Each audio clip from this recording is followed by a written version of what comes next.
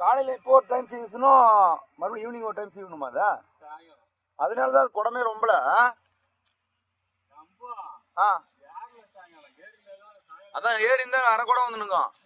எனக்கு தெரியும். அந்த ஒரு மரத்துல எப்படி பார்த்தா அவ்வளோ வந்துடும். ஏன்னா கம்மியாக வைக்குதுன்னு நினைச்சேன் நான். இதெல்லாம் வெறும் தண்ணி தானா? ஆ வேஸ்ட்டு தான் அது. செட் ஆகாது. அது மட்டும் நல்லா இருக்குமா அது? இப்போ அங்கே எடுத்தது ஓரளவுக்கு நல்லா இருக்கும்.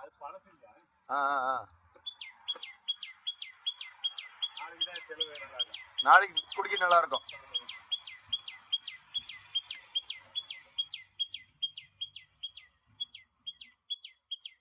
கை கால் வலி இதெல்லாம் எதுவும் தெரியாது உங்களுக்கு? ஆ